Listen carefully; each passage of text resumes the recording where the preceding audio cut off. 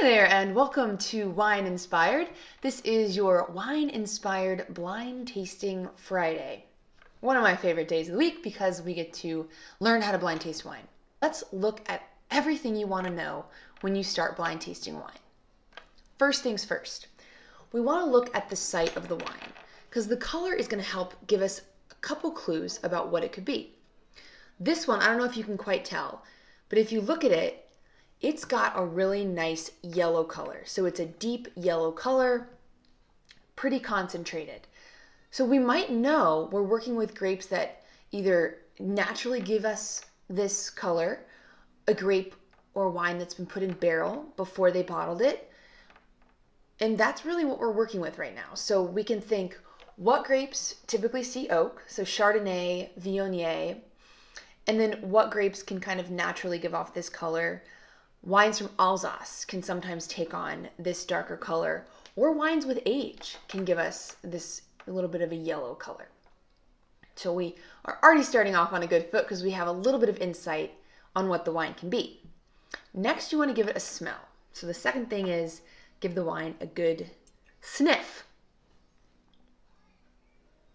All right, so this is kind of what you hope for in a blind tasting, is a wine that's very expressive and very typical.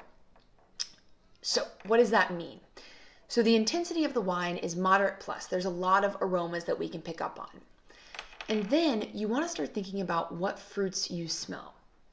For this one, there is this tropical fruit. Guava, there's a pineapple smell, golden apple, there are pears. So golden apple, pears, tropical fruits, all these fruits are very ripe in character. And that's all guiding us toward what we think it could be.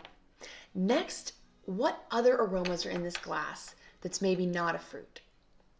So think, at least in this glass, there's a butterscotch, there's a creamed corn kind of smell.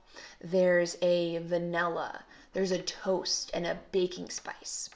So all of that leads us to thinking, oh wow, with this toastiness, with this extra baking spice, they put this wine in an oak barrel. So that's something good to know. And then it's got some florals, it's got a honeysuckle, it's white flowers, very expressive, without a lot of what's called minerality. And minerality is what you find in more old world or wines from Europe, because they have this intrinsically funky, inorganic, earthy smell to them typically. And this one is really driven by the fruit and the oak. Let's taste it.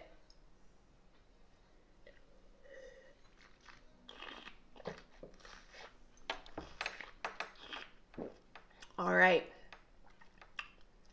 Now we want to think, is the wine dry or off dry? This wine is dry. There's not any noticeable leftover sugar in the wine, so it's dry. Although it's dry, there is all that ripe fruit, that ripe tropical fruit, that ripe apple, that ripe pear that we smelled. Then the oak is coming through on the palate. The toasty spice, the vanilla, the baking spices, all of that is hitting our palates as well. And then not a lot of that minerality that we had talked about. Not on the nose, not on the palate. It's very fruit and oak forward.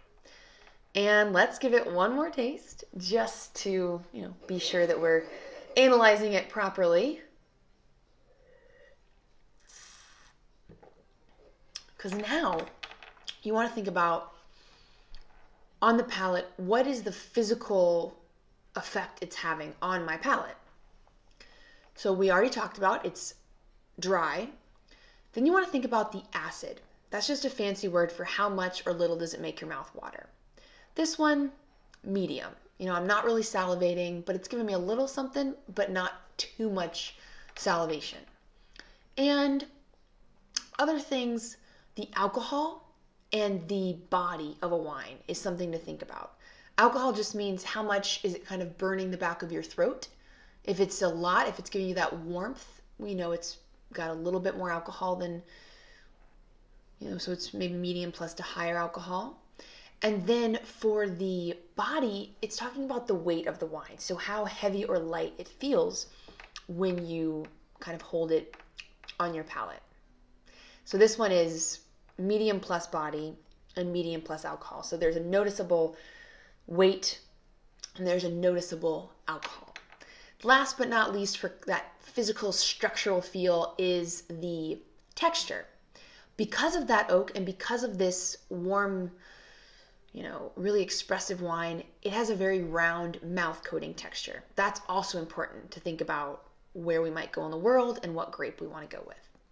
Finally, finish is something to just end with.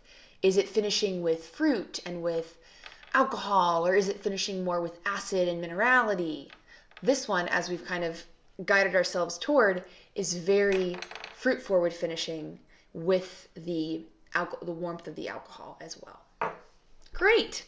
So we've done it. We have gone over all the structure of the wine that is going to help us to do what's called make a conclusion. So let's start with our initial conclusion. That means we're going to start putting it all together. Based off of what we saw and what we smelled and tasted, does this feel like a New World wine or an Old World wine? This is a New World wine to me. It has the alcohol, the fruit, the intensity of a New World wine. So we'll go with that. So it's not from Europe. And it's a warmer climate, because we are in the New World, so we'll say warmer. And I don't think it's an older wine. I think it's a little bit more on the youthful side, so 1 to 3 years of age. And now we start putting together some grape varieties. So what grape varieties would have these characteristics? So it could be Chardonnay, it could be Viognier, or the wine. Coming from the New World, those are your two big options for a wine from the New World that looks and smells and tastes like this. So we'll keep it there. And possible countries, United States and Australia are where we could be. Now, the moment where you take a deep breath, trust your intuition. That's the biggest lesson I think I've learned in blind tasting, is don't go back and forth, because it only gets you into trouble. So just go with your gut and say what you think it is. So here we go.